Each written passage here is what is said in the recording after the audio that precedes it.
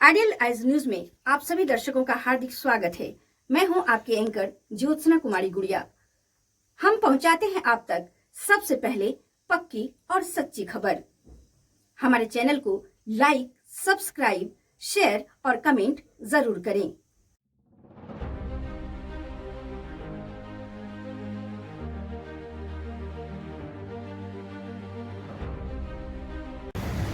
नमस्कार, प्रणाम, सलाम, सत श्री अकाल। मैं हूं शशिकांत और आप देख रहे हैं आइडियलाइज न्यूज। आइडियलाइज न्यूज के विशेष कार्यक्रम आईने में एक राजनीतिक बहस। जैसा कि आप सभी श्रोता दर्शक को पता है कि आईने में एक राजनीतिक बहस के अंतर्गत मैं हर एक सप्ताह किसी न किसी जनप्रतिनिधि को लेकर के आता हूं। तो आज इसी कड़ी में हमारे बीच एक जनप्रतिनिधि उपस्थित है।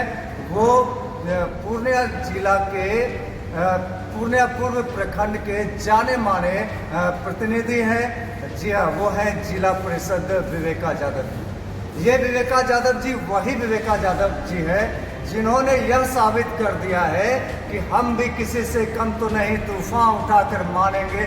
दुनिया को बदलने आए हैं, दुनिया को बदल कर मानेंगे। जी हाँ, इन्होंने दुनिया को बदल कर माना है। जब इलेक्शन चल रहा था और मैं इनके लिए थोड़ा फीडबैक ले रहा था जनता से, तो जनता के फीडबैक से हमें यह अवगत हो रहा था कि विवेका जी इतने सरल इंसान हैं कि 12 बजे रात में भी फ़ोन करते हैं तो वो चले आते हैं, उन्हें पद का घमंड नहीं। तो आइए सीधे मुखातिब होते हैं इनसे, विवेका यादव जी से। सर, आपका बहुत बहुत स्वागत है हमारे चैनल में। सर, आप किसी परिचय के मोहताज नहीं, फिर भी मैं चाहूँगा कि एक संक्षिप्त परिचय हमारे दर्शक को। मेरा नाम विवेका यादव है। मैं जिला परिषद सदस्य पूर्णिया सदर से हूँ। क्षेत्र संख्या 24 मेरा क्षेत्र है। मेरा घर दीवानगंज है।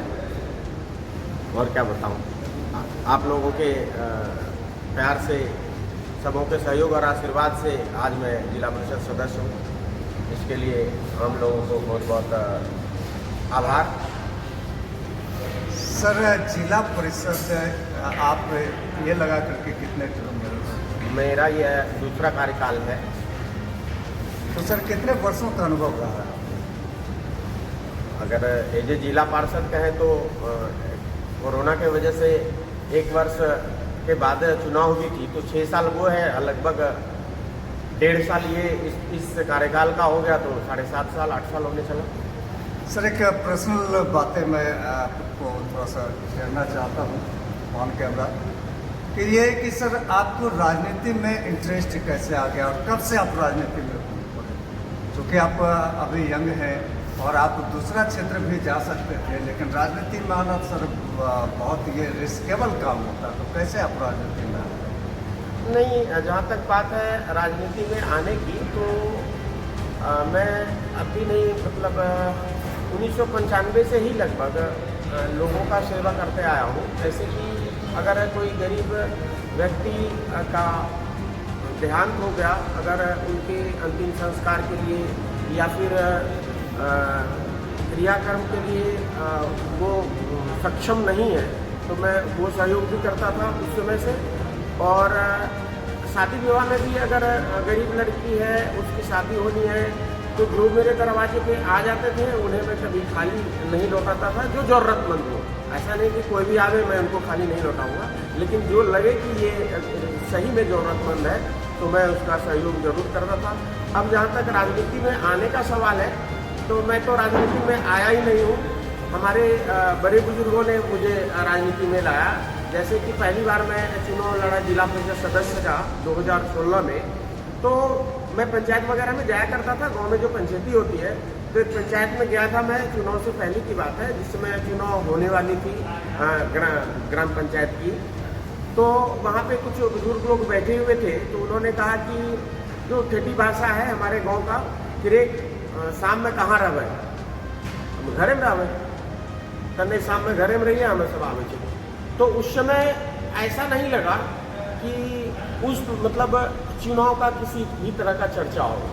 लेकिन जब शाम में मैं अपने दरवाजे पे था, तो पंचायत में 10 लोग थे, तो पता चला कि पूरे पंचायत के और बगल के पंचायत के भी जितने खास बूढ़े बुजुर्ग हमारे बड़े गार्जियन हैं, वो सभी आ गए।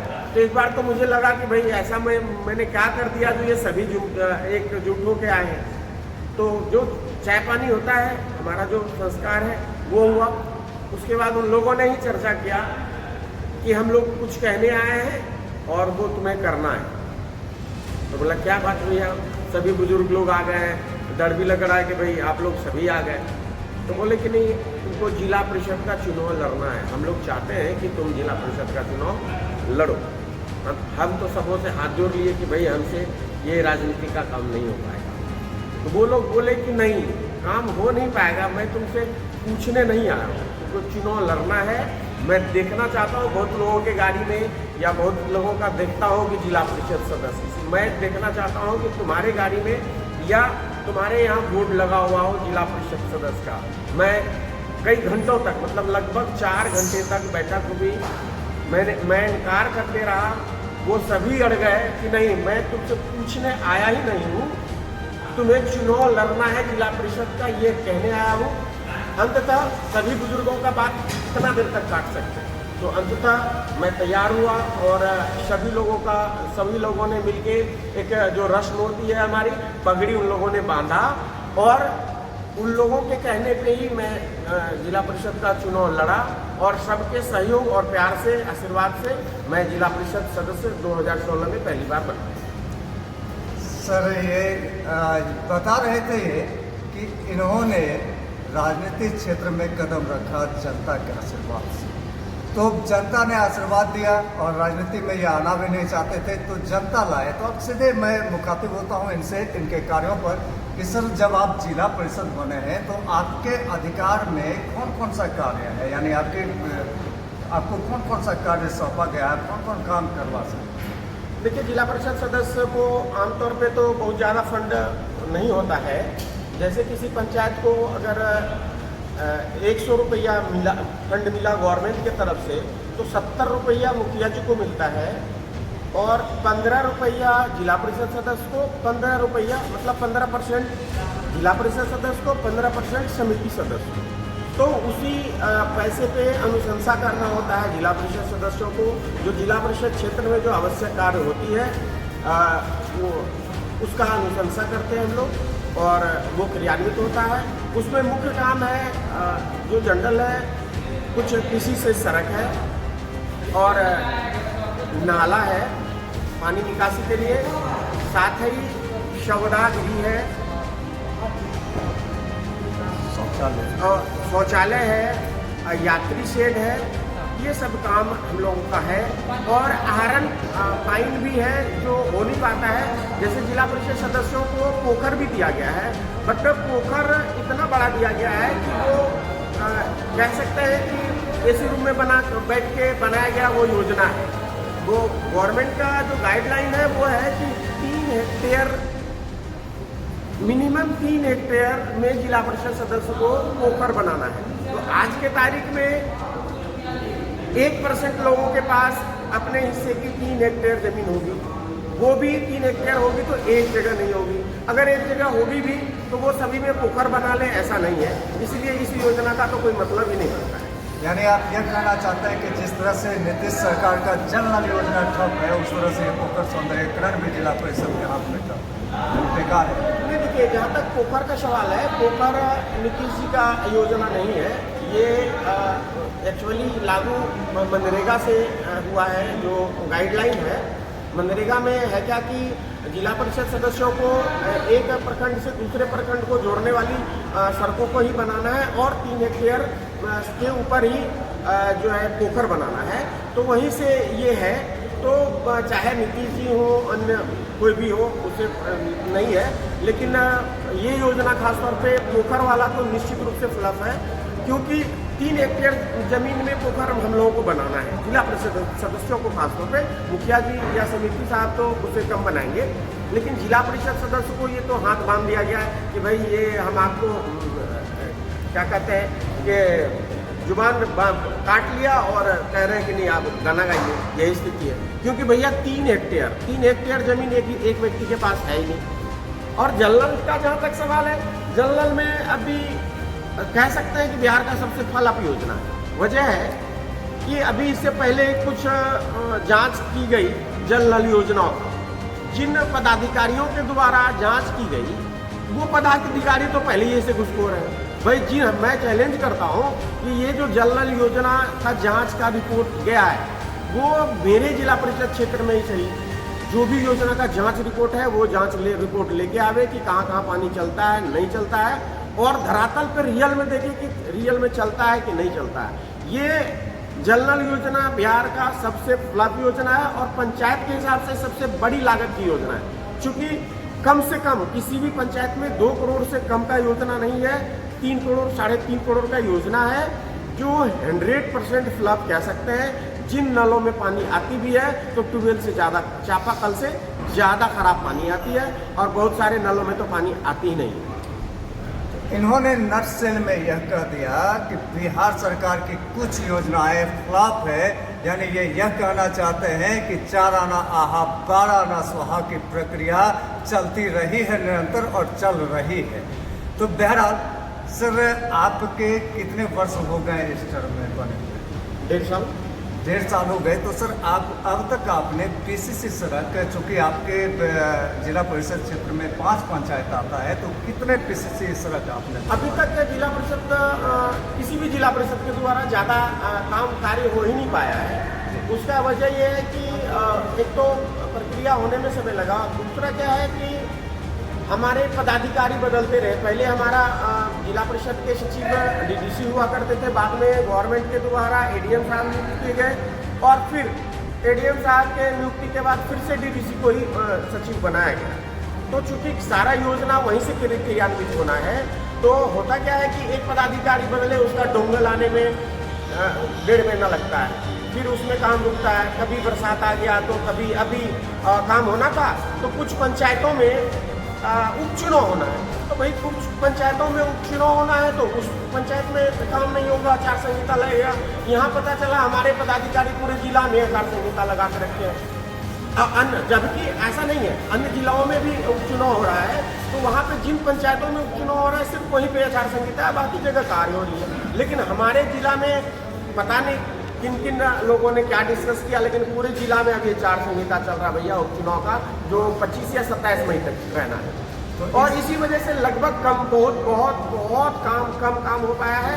फंड हमारे पास निश्चित रूप से कम परसेंटेज है, लेकिन फंड हमारे पास पहले से ज़्यादा उपलब्ध है, क्योंकि पिछले कार्यकाल का ही, एक तो पिछले लास्ट वर्ष का भी कुछ पैसा रखा हुआ है, और कोरोना काल की वजह से जो 1 वर्ष बढ़ा उस वर्ष का भी पैसा रखा हुआ है, और अभी 1.5 साल होने चला इसका भी फंड है।